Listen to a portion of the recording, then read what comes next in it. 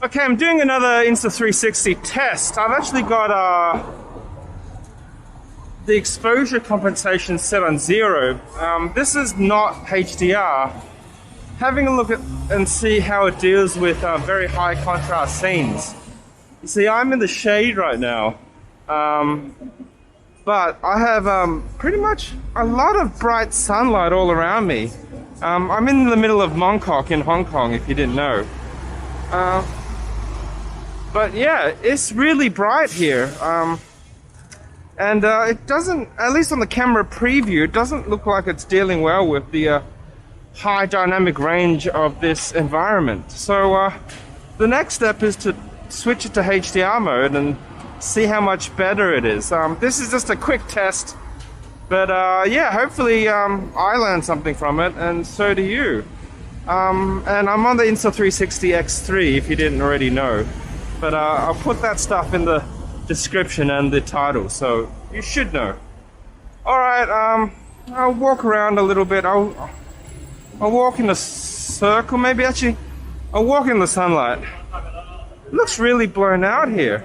It's on auto ISO, and I set the shutter speed to 1/200th of a second, so I think it's not doing a great job on the exposure, at least the automatic exposure.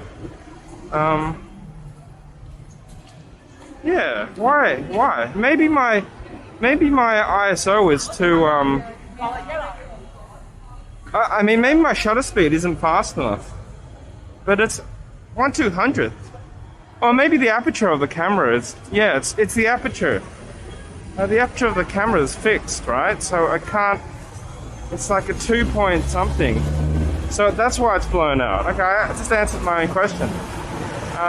But now you know, if you set the shutter speed manually, it might be, it might overexpose because too much light. I can't adjust it on the fly, can I? No, I can't. I gotta cut the recording before I adjust it. So I'm gonna do that. So no to 1/200th of a second in bright light. Let's find something a lot faster, the shutter speed. Wow, it looks like it needs 1/640 in this environment, which makes total sense. I actually just put on auto now, so here's another test of this high dynamic range environment. This is just me mucking around with the camera, just playing with it and getting to really know how it works and to be able to set it optimally. So have a look around. This is auto shutter speed, auto ISO, which I guess, yeah, I guess the camera knows what it's doing.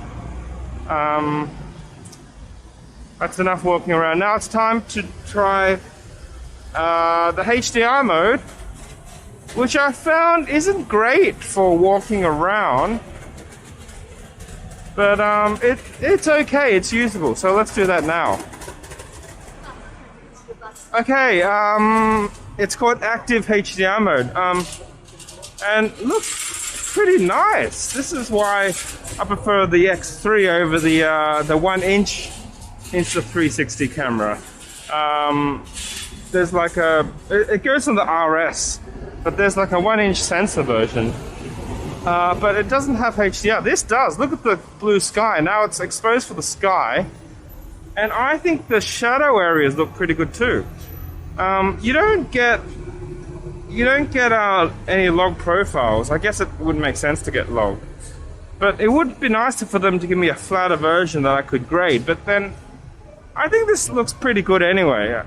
Maybe you don't need that. I mean, I could still grade this one.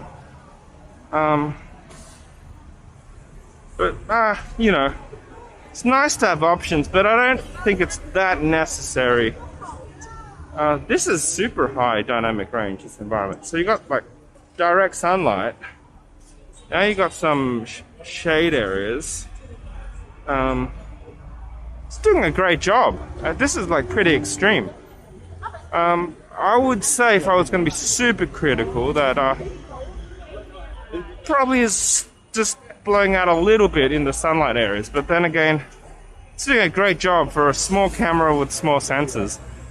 I'd really like to see if they could get HDR in a 1-inch 1-inch sensor version of this camera, and hopefully not modular. I don't really like the modular Insta360 RS because I want a specific tool for a specific job, and if it doesn't do that job well, then I'll just get the other tool. But then again, you end up having to spend a lot of money and buying lots of cameras. So that said, I prefer that, but I think the RS is pretty good. Draftlier, my friend, who hasn't actually posted much, but he bought one of them, and I'm trying to get him out when he's less busy to film with me. But he got that camera, and I think it's pretty cool. If you only had to get, if you could only get one camera, why not get the RS, which can do like the 1-inch Leica high quality lens, and the standard one, and the 360, and the 1-inch 360. It's an interesting idea.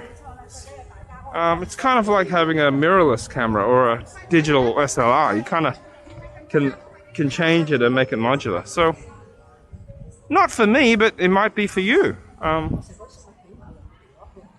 Yeah, anyway, this became a HDR test. So, what the last thing I should do is change my walking speed to see how good or bad it looks, because they don't recommend it for moving objects and stuff, because you can get a bit of ghosting, but in my experience, it's not even that noticeable. I'd rather have a little bit of ghosting, but have nice blue skies that, you know, that are exposed nicely and aren't blown out. And I could take a little bit of artifacts and stuff, a little bit of ghosting. And it also depends on how you're going to output it. Are people watching it on their phones? Because on the phone you're going to notice the blown out sky, but you're not zoomed in that much to be able to see the ghosting, because it's kind of subtle. But you let me know what you think. So this is my walking pace. I'm going to do a fast walking pace. I don't want to run because I'm going to bowl someone over. This is my fast walking pace. Like if I'm trying to catch a train or a bus, this is my walking pace. In the sunlight, now back in the shade. I'm going to have a look at this in post and probably write my comments in the description. I'm also looking for my lunch, so when I have a bit of free time, I take the camera out and record a bit just to put it through its paces and get more familiar with it and to kind of know where the limits of the camera are. It just helps you make better content if you're familiar with your tools and you know how far you can push it. There's always a limit. Everything has a trade-off, whether it be weight and size or price, capability, sizes of lenses, sensors, that kind of stuff. So when I post these, it's not like I'm saying this camera's bad. No, not at all. I'm trying to see how far I can use this camera. How actually, what its capabilities are. And I think if you're a creative that wants to get better at these tools, or you're a professional or semi-professional, or someone that just likes tinkering with cameras, you should do this and then post it up on the internet, where strangers will come and pick you to pieces. But that's okay. I think growing a bit of a tough skin is also important, because the internet's full of complainers, really, or you know, armchair critics. But that's okay. That's part of the internet, and it makes you better at it too. So anyway, this is gonna check out this feet with the LED. Interesting how this camera deals with light sources, because it needs a fast shutter speed to be able to stabilize like every frame. Like every frame has to be sharp. So it does tend to flicker a bit when you have artificial light sources like LEDs and stuff.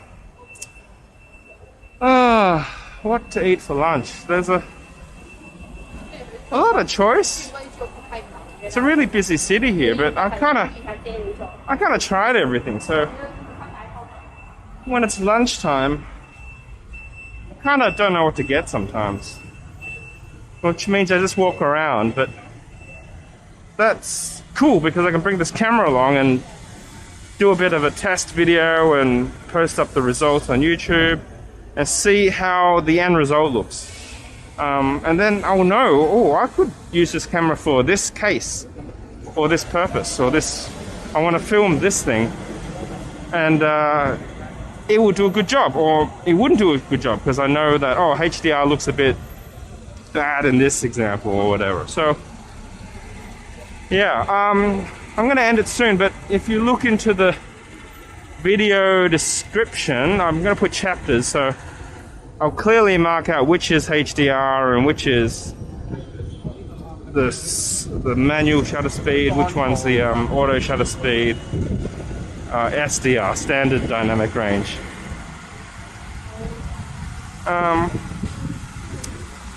And I think that's a lot of video already. I'm getting to like the 10-minute mark, and then the audio starts to get out of sync, but it doesn't even matter because I'm wearing a mask, so you can't see my lip movements, which is kind of a good thing, kind of an advantage. We're still wearing masks here in Hong Kong, can you believe it? It's Friday 21st of October 2022, and if you don't wear masks, then you get arrested. So yeah, well, you can wear it if you're like, you don't have to wear it if you're eating, or I guess if you're doing strenuous work like these guys. It's probably forgivable by the police, because have you ever exercised in a mask? They get wet and they stop working. You can't even breathe with them. What to get for lunch? All right, this video is long enough. I'm going to not synchronize the sound, so last thing I should do is do a sound check.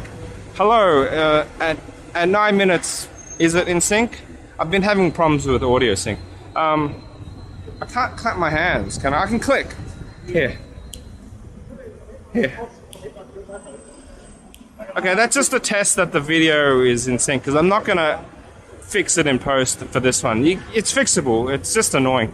And that will end the video here. So thanks for watching my test video, my diary, Josh's video diary, and catch you on the next video. Bye.